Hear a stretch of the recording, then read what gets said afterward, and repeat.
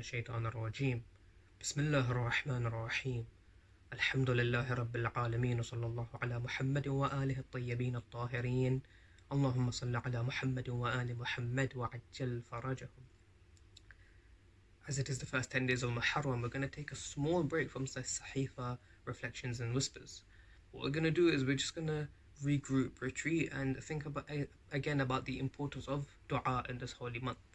There's an amazing story that happens, or an amazing narrative that happens on the 9th of Muharram. If you go to the book Nafas al-Mahmoom by Shaykh Abbas al-Qummi, there's something quite astounding that happens on that day.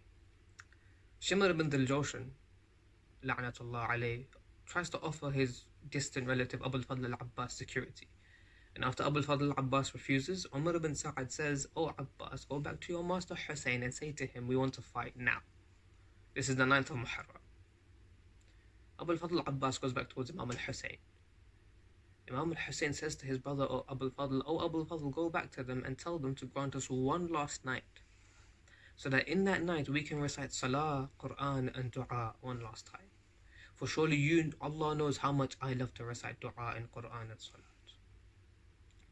Very interesting, because if you think about it, does Imam al-Hussein need to recite Salah, Qur'an and Dua one last time?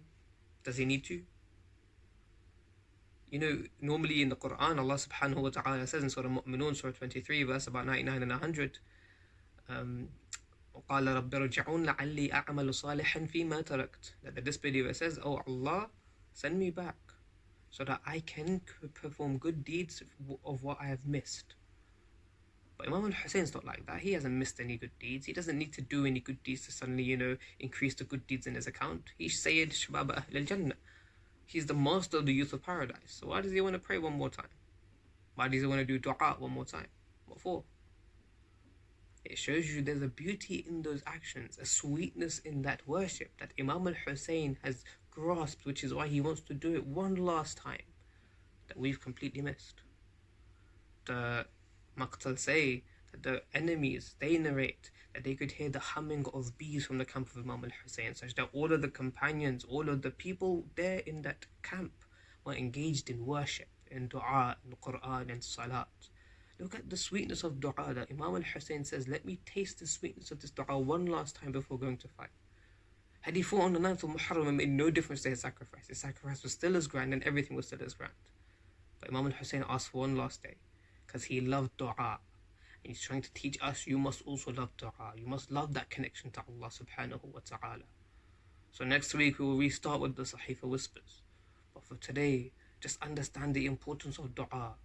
That dua that Imam al-Hussein gave his life for.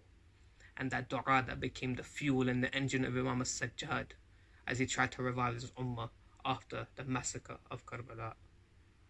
وآخر دعوانا أن الحمد لله رب العالمين. وصلى الله على سيدنا ونبينا محمد وعلى أهل بيته الطيبين الطاهرين.